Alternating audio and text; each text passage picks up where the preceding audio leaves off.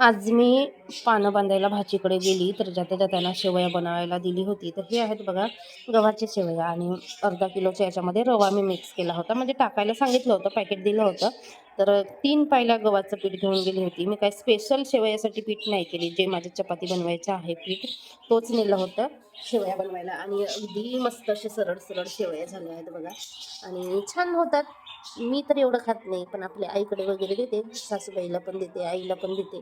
कारण त्यांना कसं सकाळी नाश्त्याला वगैरे लागते शेतामध्ये जाताना. मग कसं गोड शेवया पण करतात, कधी तिखट मिठाचे पण शेवया करतात, कांदा वगैरे फ्राय करून. अशा पद्धतीने काही ना काहीतरी करतात. आणि ग्रामीण भागामध्ये नाश्त्याला वेगळा काही असते असं नसते, मग कधी काही ना काहीतरी करत असतात. तर अशा पद्धतीने मी त्यांना करून देते शेवया, आवडतात त्यांना.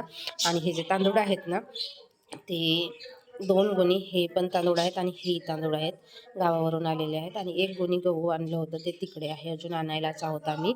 आणि हे नाही एवढे ठासून ठासून भरलेले आहेत की उचलत नाही. तर हे आता व्यवस्थित लावून ठेवायचे आहेत. आता कधी मुहूर्त निघेल माहीत नाही, इथपर्यंत आले, आता ठेवणार कधी माहीत नाही. आपल्या तर बसची बात नाही आहे, अपने बस की बात नहीं है, हम तो रख ही नहीं सकते भैया.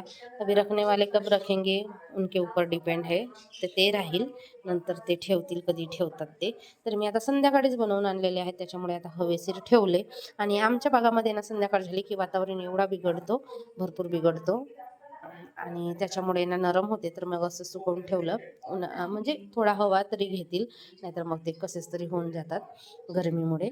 आणि उद्या सकाळी ऊन दाखवायची आणि डब्यामध्ये भरून ठेवायचे. तर माझे शेवया वगैरे झाले बनवून, आता सगळे पदार्थ शेवया होत्या त्या वर सुकवायला घेऊन गेली आणि मग घरातून झाडू फरशी हे सगळं करून घेते. आणि आता ना उन्हाळ्याचे दिवस आहेत, सकाळी सकाळी छान झोप लागते, त्याच्यामुळे सकाळचं फिरायला जाणं तर आता माझा कमीच झालं. एखाद्या दिवशी जाते, नाही तर दररोज काही जात नाही. आणि शाळेला पण सुट्टी आहे आता, निश्चिंत आहे, त्याच्यामुळे लवकर काही उठणं होत नाही. उठून होते पण मग अजून झोपायचं लोळायचं असं चालते आणि त्याच्यामुळे कामाला काही लवकर हात लागत नाही. मग जरा उशीरच होते बाकी कामं. आणि रुद्रांश पण गावाला गेला आहे ना, तर रुद्रांशला पण आता इतक्यामध्ये 2-3दा फेऱ्या झाल्या. बाकी काही ऑफिशियल काम होते ते पण करून घेतल्या. पण दिवसभरातूनच आम्ही इतकं म्हणजे 100 किलोमीटरच्या जवळ दिवसभरातूनच रिटर्न यायचं रिटर्न जायचं असं चाललेलं आमचं. 2-4 दिवसामध्ये एवढा एक्झर्सन झाला भरपूर. आणि रुद्रांश गावाकडेच थांबलेला आहे, यायचं नाव घेत नाही. आणि गावाकडे त्याला करमून जातो, त्याच्यामुळे तो इकडे यायला नाहीच म्हणतो. आणि सुट्ट्या पण आहेत तशाही. ह्या काढल्या स्लो गॅसवर मी ठेवली शिजवायला. आणि ह्या काढल्या शिजेपर्यंत 1 गोणी गहू वर घेऊन गेली सुकवायला. आणि त्याच्यानंतर बघा माझी हालत कशी झाली, अगदी जिममध्ये गेल्यासारखं इतका घाम निघाला. तुम्हाला बघा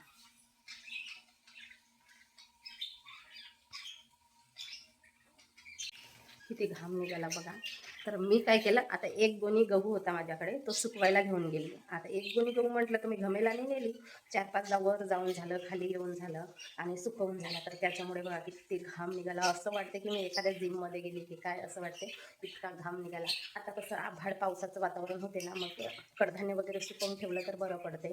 बाकी कडधान्य तर थोडीच असतात, पण गहू आहे तो आपल्याकडे 2 गोणी तरी असतं. मग तो सुकवून ठेवला तर बरं होते, नाहीतर मग सोंडे रुण्या गाडऱ्या वगैरे लागण्याची शक्यता असते, म्हणजे कीड वगैरे लागते. म्हणून हे सगळं असं पाऊस यायच्या आधी सुकवून ठेवायचं. आणि असं पण मला गावाला वगैरे असं जायचं इकडे तिकडे, त्याच्यामुळे म्हटलं आज आहे घरी तर मी सुकवून ठेवते. पण घाम बघा किती निघाला, किती घाम निघाला.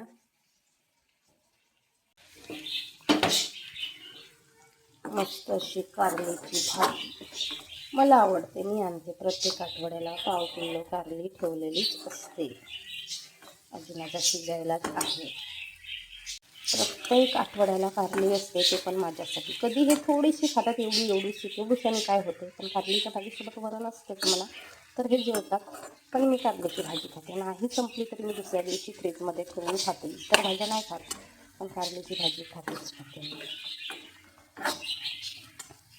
ही आहे भाताची भाकर, उरलेला भात होता, त्याच्यामध्ये मी रात्री खराब होणार म्हणून पाणी टाकून ठेवली होती. आणि त्याच्या आता पोळ्या करण्यापेक्षा म्हटलं 2 भाकरी कराव्यात, छान अशा छान वाटतात.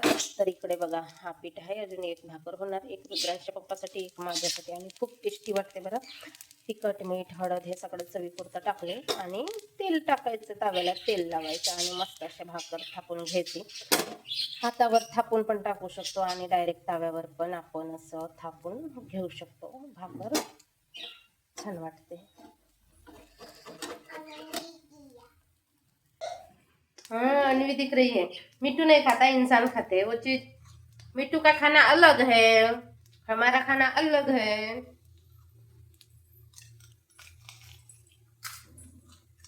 हम्म. और दिख रहा है, दिख रहा है. हम्म.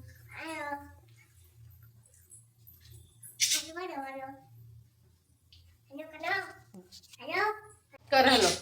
हा दे. हॅलो. हाय. थांब, गॅस जवळ नाही जाऊ, लांब राय. गॅस जवळ नाही जाऊ बाबा, रुद्रांश नाही आहे, कुणीच नाही आहेत, सगळे मुलं गावी गेले. तर अन्वीला करमत नाही है ना अन्वी. सब बच्चे गाव गए ना, सब बच्चे गाव गए. हे गहू टाकले आहेत, इथे एक गोणी गहू आहेत आणि हे सगळे राशनचे आहेत. आता कसं 3 महिन्याचा मिळाला होता ना राशन एका दमात, तेच गहू आहेत. गहू तसे चांगले आहेत, पण जरा हे कांडा वगैरे आहेत गव्हांमध्ये.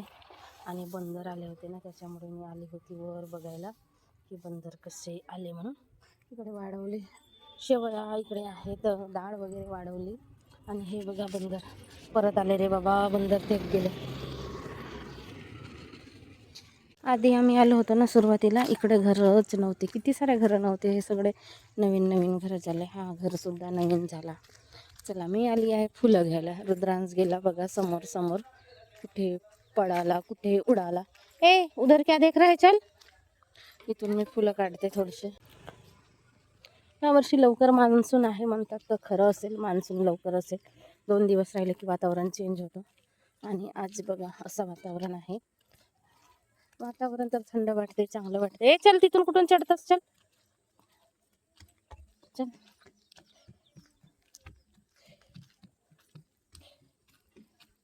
आजचा मोसम बघा, दुपारपासून मोसम चेंज झाला आहे. पाऊस आला मगाशी हलका हलका, आणि अजून पण असा काळा काळा ढग वगैरे आहेत. आम्ही निघालो आता संध्याकाळचे फिरायला, 6:30 तर वाजूनच गेले. पण पाऊस आला, थोडासा असा शांत वातावरण लागते पावसामुळे.